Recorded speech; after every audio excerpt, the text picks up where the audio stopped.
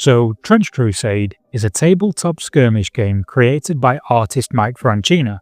Having worked at Games Workshop, created art for Diablo and Magic the Gathering, and a number of other IPs, fans of the fantasy, sci-fi, and grimdark genres will be familiar with his work. The game's tabletop rules are being written by Thomas Piernin, who many will know as the mind behind beloved games like Mordheim, along with the rules for Warhammer 6th Edition and Realms of Chaos. It's been launched on Kickstarter, receiving millions of dollars from thousands of backers, and the game is capturing the imaginations of kit bashers in the community as the game is miniature agnostic. This allows players to use any miniature from any range of any manufacturers and creators as long as they are on the correct base size. The rules for the game are available freely online as a living rulebook, and the creators want everyone to be able to play the game without being prohibited by paywalls or costly rules and miniatures. Fans of the game's gritty art style will be happy to hear that there are a number of miniatures available, either physically or via STL through the Kickstarter link below. And for those of you who are interested in the miniatures but may have missed the Kickstarter, there are plans to release them for sale in early 2025. Miniature design for the game was headed by sculptor James Sheriff, who has brought the world to life in stunning sculpts for all 6 playable factions. Another creative minds behind the lore and artwork for the game are Graham McNeil, Andy Chambers, Des Hanley, John Blanche and Gav Thorpe, bringing a star-studded cast for fans of miniature wargaming. The setting for the game is an alternative history 1914, where the forces of heaven and hell take an active interest in the war for humanity. The war has been raging for 800 years after Templars invaded Jerusalem in 1099. Finding a demonic artifact in vaults under the city, they are corrupted by hell and perform a ritual to open the gates to hell. This destroys Jerusalem in the process in an event now known as the First Heresy. The ruins of Jerusalem are now the location of the Vale of Tears, the massive gateway that allows demons to attack humanity and the faithful. So the player commands a warband of soldiers, ranging from 3 to upwards of 20 to 30 models, drawn from one of the game's main factions. These are the Principality of New Antioch, the Trench Pilgrims, the Iron Sultanate, the Court of the Seven-Headed Serpent, the Black Grail, and the Heretic Legions. While these are all the factions available at launch, there are plans to include more in future releases, and the player purchases units for these warbands with ducats, typically 700 for a one-off game and 900 for a narrative campaign. In campaigns, the player may purchase specialist weapons, equipment and units with glory points. Glory points are awarded for completing specific tasks in games as bonus objectives for players to achieve alongside their main mission. So let's move on to an introduction to each of the warbands and some of my thoughts on them. And we'll start with the Trench Pilgrims. So, if you imagine for a second that you weaponize TV evangelists, street preachers, and guys with the end is nigh sign, that's essentially what the Trench Pilgrims are, except with access to machine guns, explosives, and the power of God. In the lore, the Pilgrims go to war after strange visions and revelations lead them to believe they have been called on by God to fight in the name of the faithful. Nuns and sisters of holy orders become struck by visions and manifest stigmata. Seeing this as a message from the angels, they take up arms and head for the Levant.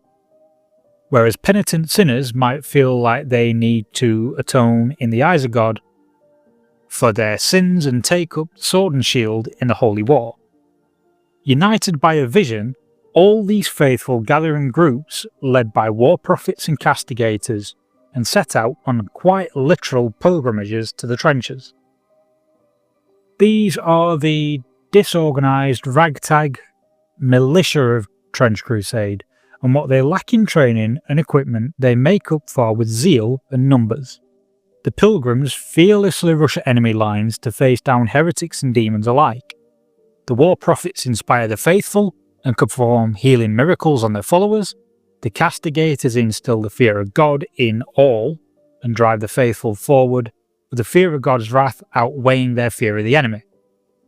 And though not officially sanctioned by the church, the Pilgrims go to war with their blessing and are often accompanied by the superhuman communicants. The communicants are created by the Church after feeding the flesh and blood of a metachrist to the would-be communicant.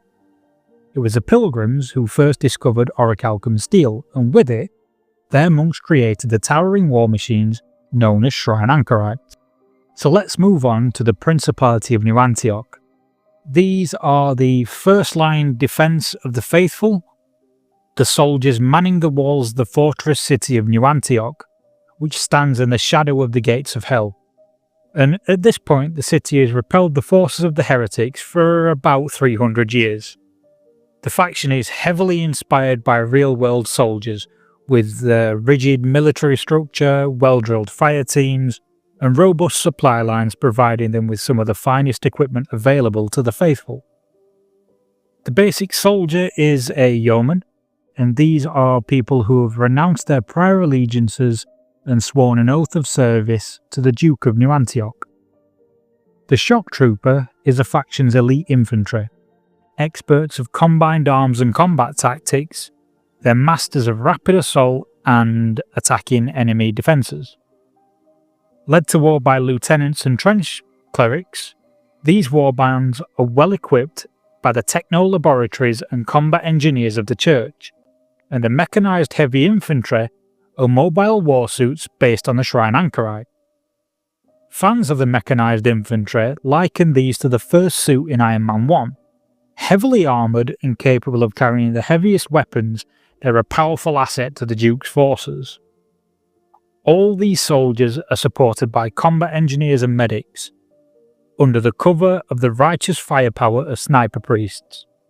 These priests ritualistically blind themselves and rely on their faith in God to guide their shots to strike the foes down with his wrath. And this brings us to the last of the three faithful factions in the setting, the Iron Sultanate. These are the Islamic forces of the faithful, with their aesthetic resembling Ottoman designs and their lore taking inspiration from the rich history of mathematics and mysticism in Arabic cultures, along with games like Prince of Persia and Assassin's Creed. Alchemy is a really key aspect to the Iron Sultanate's expertise, and along with New Antioch, these are some of the most capable soldiers in the faithful armies.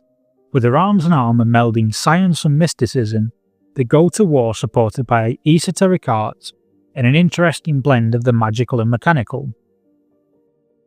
And I will probably butcher some of the names going forward in this, so please bear with me. But when the Templars opened the gates to hell, it seemed that Shaitan would claim victory, and the prophesied great walls of Dual Canaan manifested in the lands of the Sultan of Rum. This triggered a mass migration of Islamic faithful, and within decades of the gates of hell appearing, millions have perished on the journey, but the surviving faithful sealed the gates to the Iron Wall, and the Sultanate of the invincible Iron Wall of the two horns that pierce the sky was formed. The basic soldier of the Sultanate is the Azeb, and these are recruited from the provinces, where 1 in 20 households is required to provide a soldier for the Sultanate's army.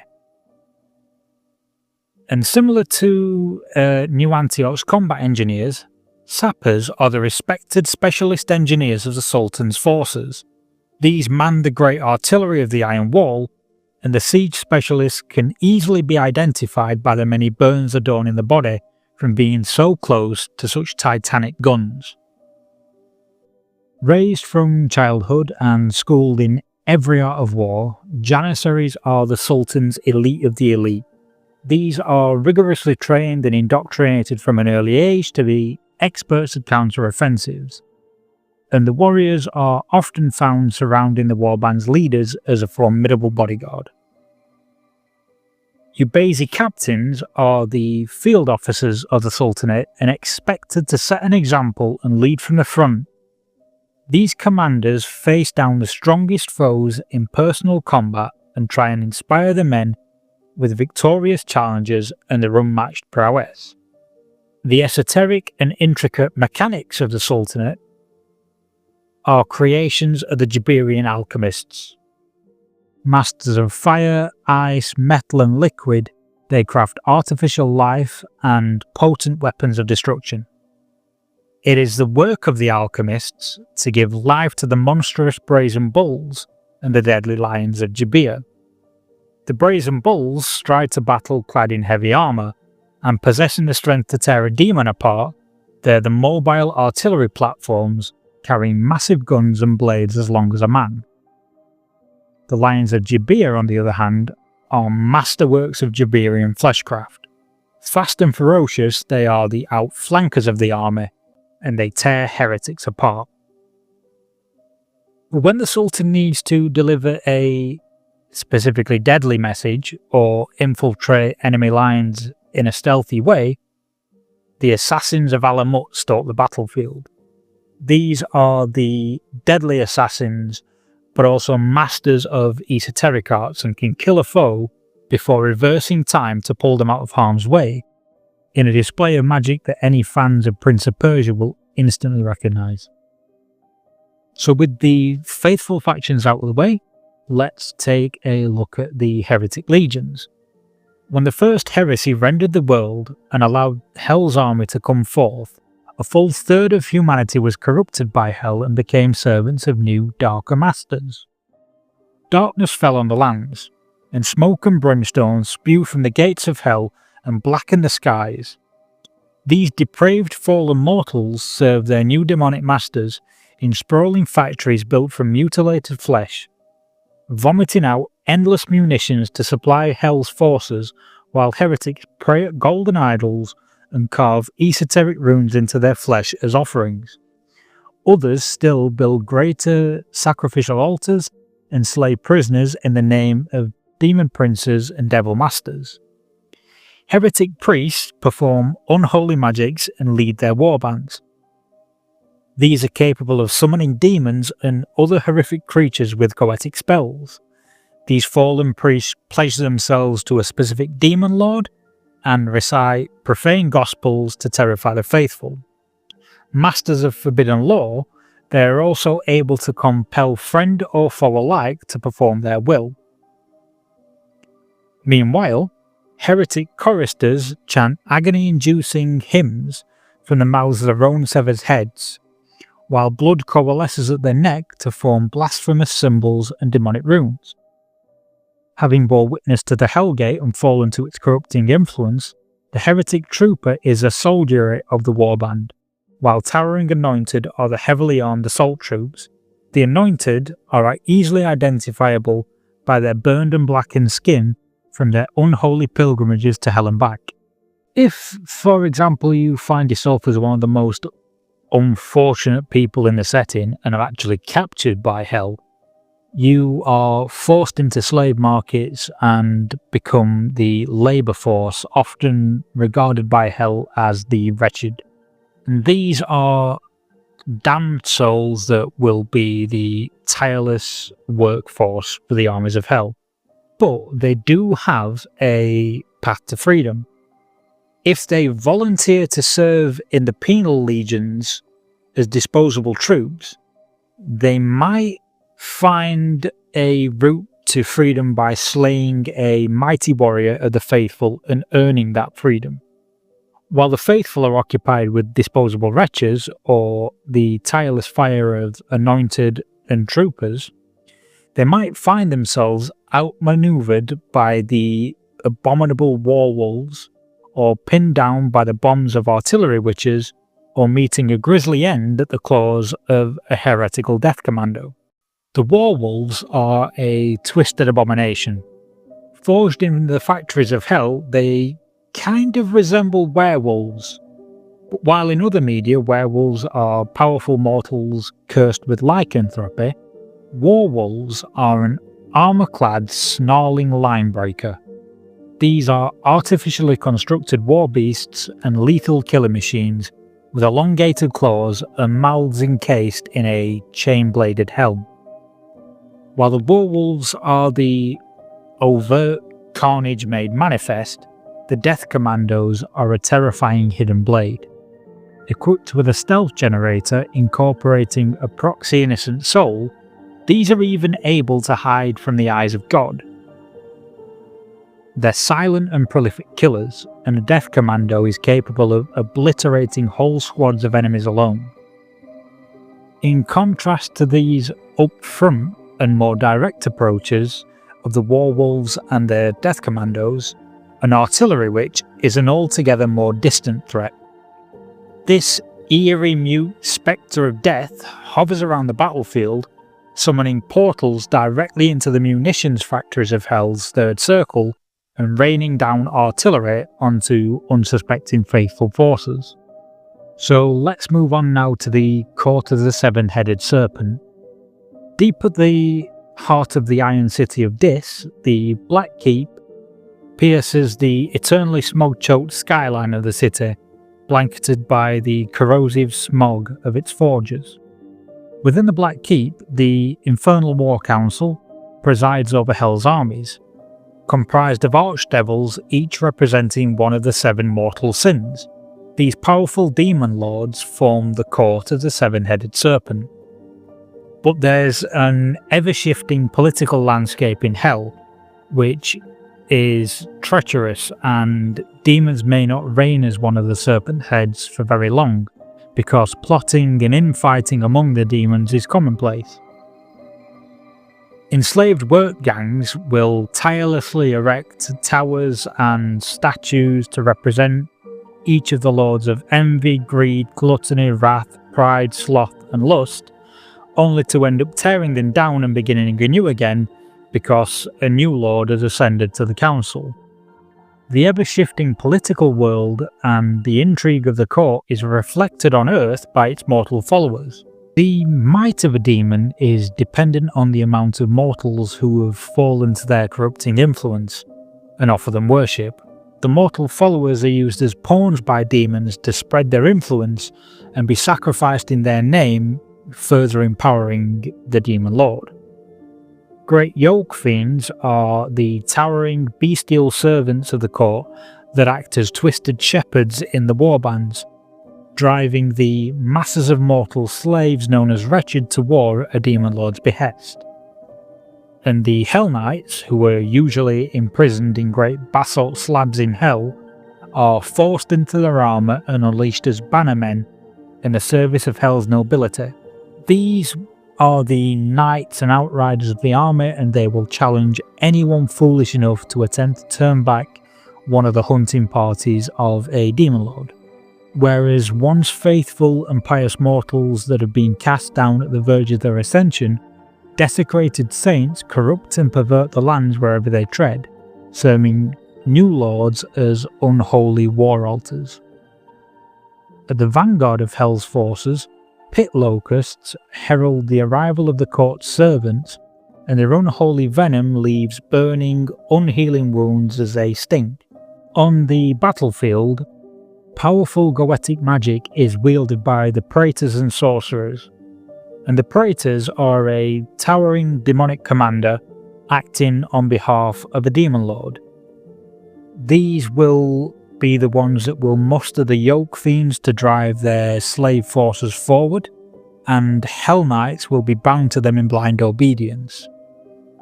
Whereas the ever-shifting form of a sorcerer levitates across the battlefield, warping its body to constantly change themselves and best manifest the goetic spells they wish to unleash, or they'll employ mutations best pleasing to the whims of their patron devil. Equally capable of leading a warband of the court, they may act as advisors to praetors or put their dark wisdom and cunning to use as a commander. Which finally brings us to the last of the 6 playable factions, the Cult of the Black Grail. So, the Black Grail take the typical plague zombie aesthetic of popular media and crank the dial way up to a disgusting 11. Beelzebub is undoubtedly the greatest demon lord of gluttony, and he shuns his rightful place in the court of the seven-headed serpent to let lesser demons fight over the seat.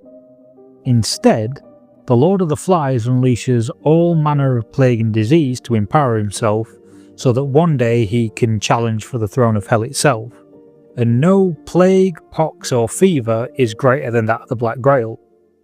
It's a seemingly sentient and deadly disease, that is indiscriminate in its hatred for the living, and biological matter erupts into tumorous growths and pustulent boils in its wake. While the plague destroys the body, the mind is left to suffer, and the rotting putrid shell is driven forward by the grail to enact Beelzebub's will. The mortal is left conscious and able to bear witness to the unspeakable acts committed by a now risen corpse, and they're powerless to stop it. The warbands of the Black Grail are led by a Lord of Tumors, which are a high-ranking noble in the cult of the Black Grail, and they commune with Beelzebub himself through trance-like visions and channel the power of Hell's Seventh Circle to spread filth and corruption to friend and foe alike. Once powerful warriors, the Plague Knights were worshippers of Beelzebub in life, who willingly submitted to the will of the Lord of the Flies and accepted the Black Grail as a gift. Now low-ranking nobles in the Black Grail's court, they retain memories of their past lives and a level of sentience which allows them to act as cunning and experienced generals. The leadership of the Black Grail warbands are bodyguarded by the Corpse Guard. These were the strongest devotees of Beelzebub who have received the Grail's blessings. Gifted warriors in life, they aspire to join the infernal nobility by serving with distinction. And the shambling masses of Grail thralls and zombified servants are mindless servants to the Black Grail's warbands. Reanimated Grail hounds will range out ahead of the horde to spread disease and the pestilence of their masters, whereas the most unfortunate of the Grail's victims are cocooned within monstrous tumours and bloated growths. Taken to the skies on decayed wings, these bloated scouts will form the vanguard of the forces as their still conscious and ever-suffering mortal side is slowly eaten from within to fuel their new form as a herald of Beelzebub. And lastly, where mass graves and infected corpses are left unburned by holy fire and unchecked by the faithful, a writhing mass of dead flesh melds into a shambling and rotten mass known as an amalgam.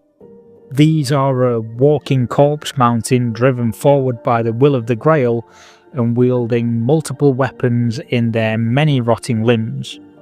Shambling over the battlefield, they will crush anyone unfortunate enough to stand in their way. And that's it, that brings us to the last of the 6 factions. Let me know which faction you found the most interesting in the comments below, and tell me what warbands you intend to collect. If you'd like to learn more about the world of Trench Crusade, click like and subscribe and check out more of my videos by clicking the link on screen. And if you'd like to check out the Kickstarter, follow the link in the description below. Thank you for watching, and I'll see you all soon.